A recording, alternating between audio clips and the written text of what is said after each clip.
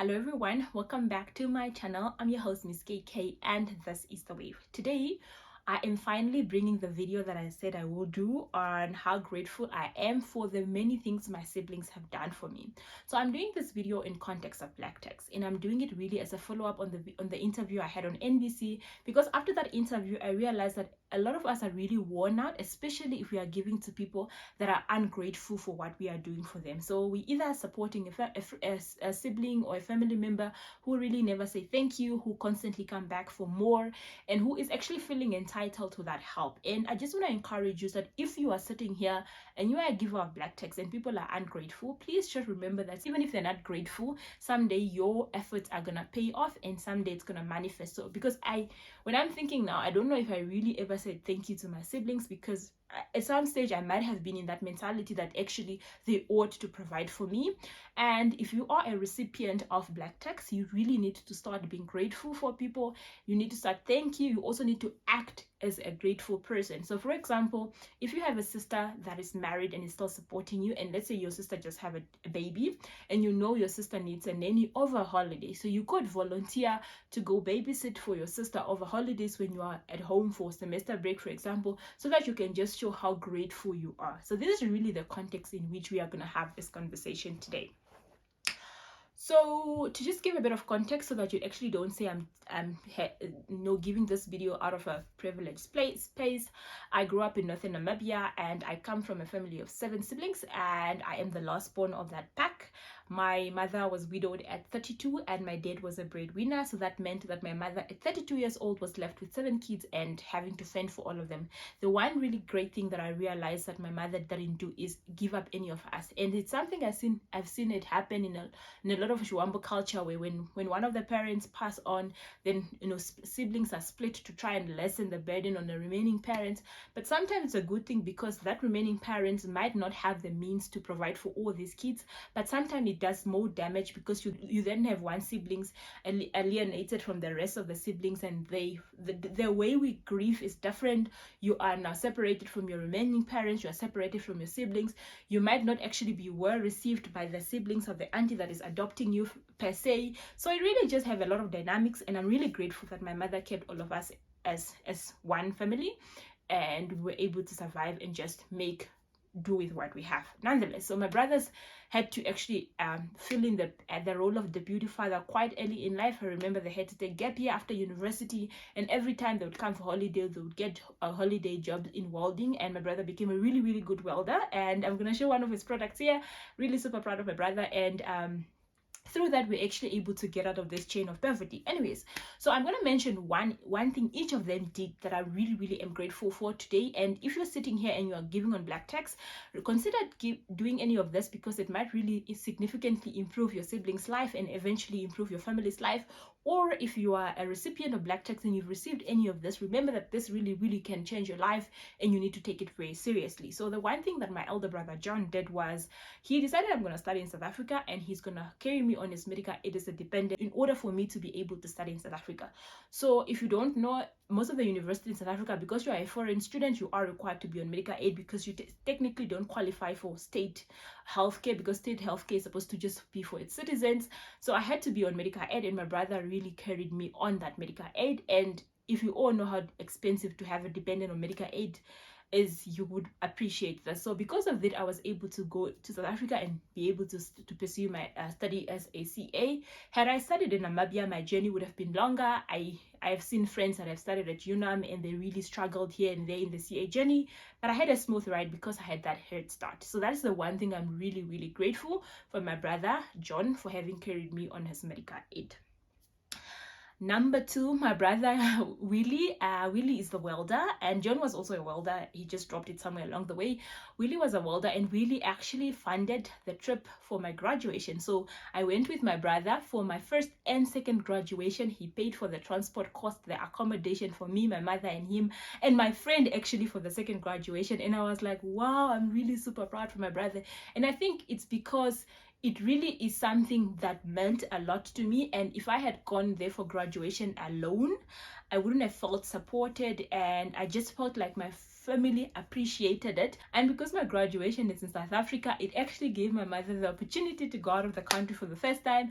And she ate Nando's in Cape Town for the first time, because that time there was no Nando's in the north. Nando's was only in Windhoek. And all we ate that week was Nando's. Every time my brother asked my mother, what are we eating today? Nando's. What are we eating tomorrow? Nando's. So really, my brother for having funded that trip. And I actually remember during that trip to South Africa, he didn't only fund the transport and the accommodation, he also paid for the activity. And I remember my brother and I'm gonna put up a picture if I find it here, went on a boat cruise at Waterfront, and my mother was so scared to go in the boat cruise, she didn't go, but nonetheless she waited for us there, and it was really, really fun. So I'm really grateful for my brother having made that experience possible for me. So that's my brother Willie. And then I have my sister Martha, that we look alike and people confuse us a lot. And when I started working, I think Martha was moving apartment at some stage, and she had a fridge and a bed that she wasn't using, and a typical person would have sold that fridge because they don't have space for that. And my sister actually gave me her things to use in the meantime while I find time to buy my own things. So I didn't have to buy a fridge, I didn't have to buy a bed, I could use my sister Martha's things. And I was really grateful, because furniture, when you're starting work, is one of the things that can put you into debt. And when you get into debt, especially when you're really earning a low income, it becomes very difficult to get out of that cycle, because you keep just servicing the minimum installment on that account, and in the process you just accumulate debt. And my sister and I were also the same, and are still the same size, and she gave me dresses to start wearing at work, especially given that you're just coming from university. And when I was in university, I liked the hey mama type of things. I didn't even have formal clothes, so I could just get some of the clothes from my sister, and then eventually I was able to build up my own wardrobe as time goes by. So to my sister Martha, I'm really grateful for that. And then I had my sister Justy, and my sister Justy actually also, she is the one that gave me the first money to buy my first outfit for work. So after university, I went for holiday in Opuwo, because she was working in Opuwo Spa at the time.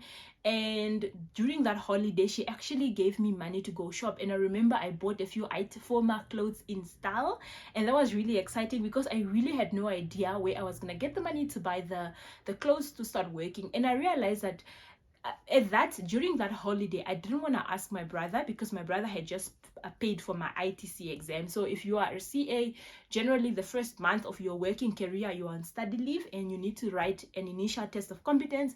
And for most audit firm, you pay, and then when you pass, they will refund you your money. So I had already asked my brother for that money. Now to go back to my brother and ask for money for work clothes was just too much. So I'm really great my sister actually came through. I don't even recall if I actually asked Justy for this money or she just gave it to me, but I was really, really grateful, and I'll continue to be grateful for that. And then lastly, I have Panda. So Panda is 1 year older than me, but Panda finished her tertiary education after me. So when she finished at VTC, she got a refund, and she gave me money. And at the time, I was struggling to finish my driver's license, because I just didn't have the money to keep paying for driver's license. So she gave me money, and she said, I'm gonna give you, I think it was about 3,000. I'm gonna give you this 3,000. It's from my refund money. Please go pay your instructor and do your license until you get it. So I went to pay, and I gave the money to Tatekanime at the time, and he said he would drive with me until I finished my classes, and I actually passed with that money. And I was really grateful for that, because it's not a lot of students that get refund and help their siblings, despite the fact that they are constantly being helped. Most of them would get their refund, buy themselves expensive iPhones, buy themselves wigs, etc. So really, these are the things that my siblings have done.